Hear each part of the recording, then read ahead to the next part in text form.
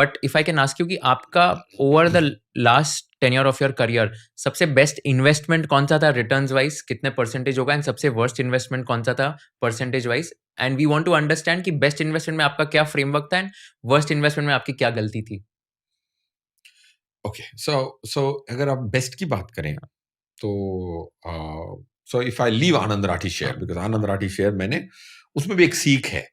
So I bought Anand Rathi shares when it was unlisted, when some people had bought are unlisted share. Covid होने पे काफी लोग घबरा गए. उन्होंने कहा फिरोज तेरी शक्ल देख के तेरी अनलिस्टेड कंपनी के शेयर खरीदे थे.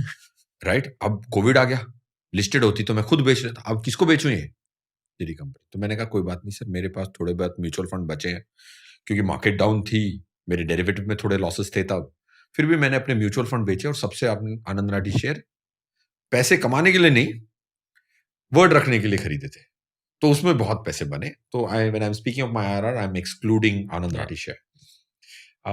एंड उसमें it's still my best investment. I am still talking about it because if you believe in something, if you put way your money and way your mouth is, and अगर आप सिद्धांतों पे पैसे लगाते हो, तो मैंने कहा, एक क्लाइंट ने पूछ लिया, क्लाइंट के बेटे ने, उस दौर में कोविड में एक क्लाइंट चल बसे.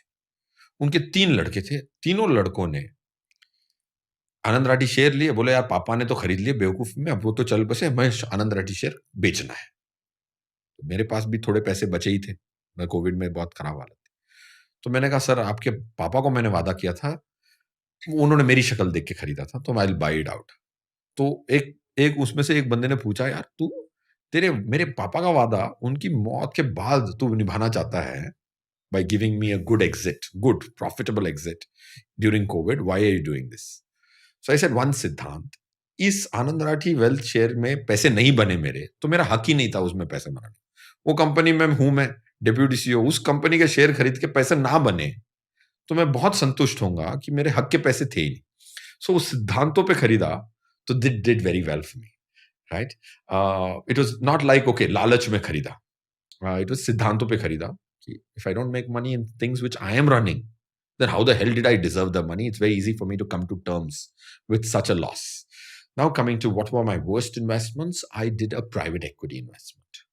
Okay, then after doing that mistake, it was a reasonably large 1 crore ticket size. It was a private equity investment, investing in real estate indirectly by creating SPVs. उस इन्वेस्टमेंट में 4% की IRR आई. उस दौर में जब मैं मीरा रोड में भी घर खरीद लेता ना, तो 5 गुना होना था पैसा. तो मैंने सोचा यार इसके लिए तो कलाकार आदमी चाहिए कि 4% की IRR ऐसे दौर में जहां रियल एस्टेट 4-4, 5-5 गुना हो गया, दिमाग लगाए बगैर, तो ऐसा क्यों हुआ? तो उससे बहुत सारी सीख निकाली. उस आधार पे हमने बहुत सारे प्रोडक्ट्स भी बैन किए आनंद राठी वेल्थ के क्लाइंट के लिए.